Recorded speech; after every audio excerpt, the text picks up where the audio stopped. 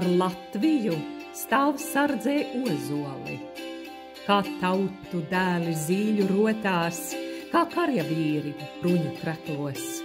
Kaut ievainoti stumbru rētām, tie stāv par tēvzemi un mūsu sētām. Vēl mīļas ir tās māju vietas, kur drupām pāri ozoli un kļavi pleš stiprās zaru rokas savas. Jo iztālēm jau nevar redzēt to, ka māju nav, tik koki sāpi slēpj, un zaļu cerību gaismu staro.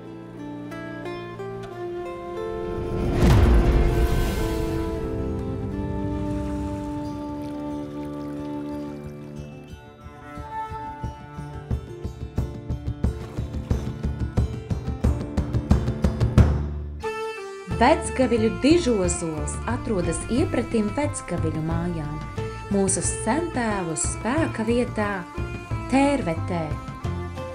Ozols izplaties Tērvetes ielējas krasta nogāzē. Tas ir īsts zemzaris treideksnis, un tās senums minams ap 300 gadu. Spēcīgs un skaists ozola dižtēvs ir ieķēries ar savām saknēm un braši turas krasta nogāzē. Vētra nolauzusi galotni un stumbra lielāko daļu. Pērkoņtēvs ar savu asu, zibens cirvi atšķēlis labu daļu no stumbra ziemeļpuses. Mēs, asni, baltā ceļa, gaismas ļaudis, nākam ieklausīties senā dižtēva stāstā. Cīņa par garīgo Latviju ir grūta cīņa. Mums pretī stāv kā ienaidnieki ne tik vien sveštautiešu aizspriedumi, bet vēl lielāki – mūsu pašu aizspriedumi, pašu nevērība pret sevi, pašu netīksme, nedrošība, bailes. Sak, kas tad mums ir? Jo čaklāki mēs ejam pieņemt visu, ko izdaudzinājuši citi.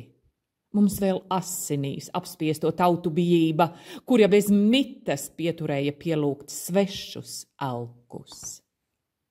Katru mākslinieku drīkstētu novērtēt tikai no viņa augstākā snieguma, viņa kalngala. Un tādu pat vērtējumu drīkstētu pielikt pie kādas tautas kultūras.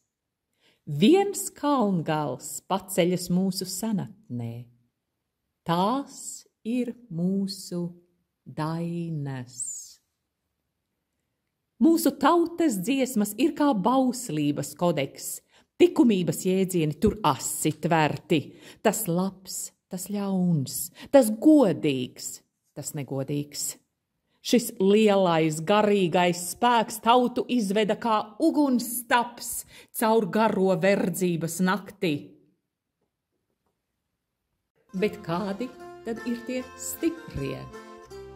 Viņus apzināti vai neapzināti ir vadījis tradīciju spēks. To tradīciju, kas savām saknēm sniedzas tautas likumībā un dievaciņā.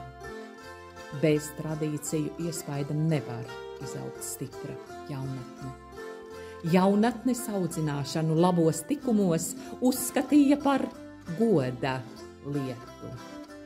Tas bija visas tautas kopuzdevums. Katram tēvam, katrai mātei vajadzētu to zināt un gādāt par to, lai likumiskās atziņas, kas izkristalizējušās caur gariem mūžiem, no tautas pašu uzturēšanās instinkta atspīdētu kā saulē viņu bērnības dienās.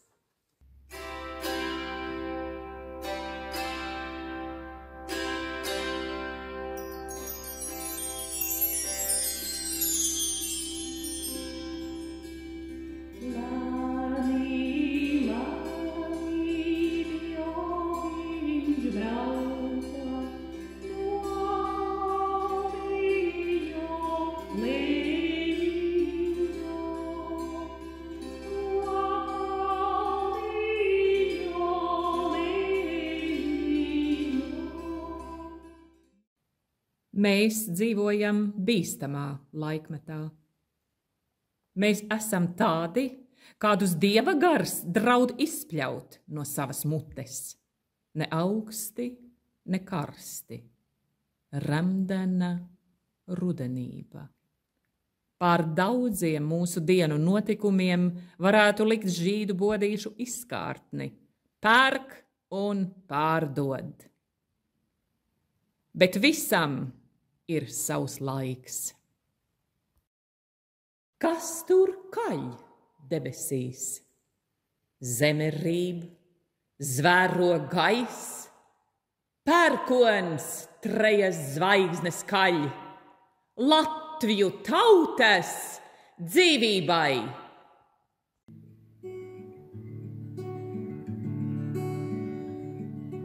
Mosties, mosties, mana tauta garā, bažas projām svieda tāpā, druva nav vēl pļauta, tavi dēli sērdziet. Tāpā druva nav vēl pļauta, tavi dēli sērdziet.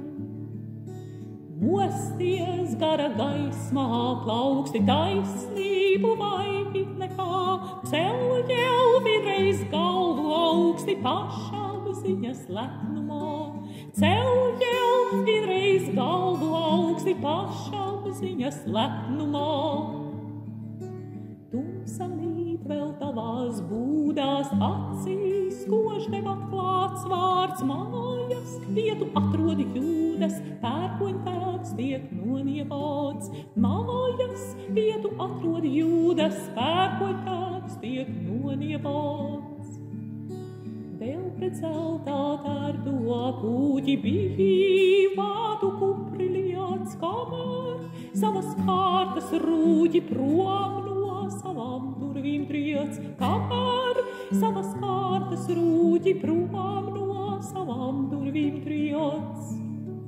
Cienīt neproti vēl godu nedzāra, gara brīvību svešniekie par lēcu bļodu pirmdzimtību pārdod tu.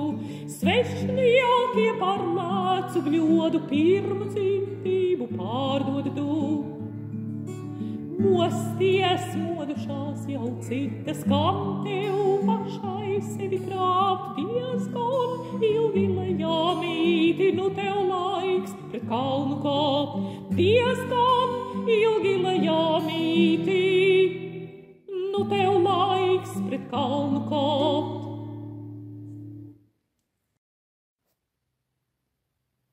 Jauna siltuma, jaunas gara trauksmes vajadzību izjūt katra īstena Latvijas sirdsapziņa.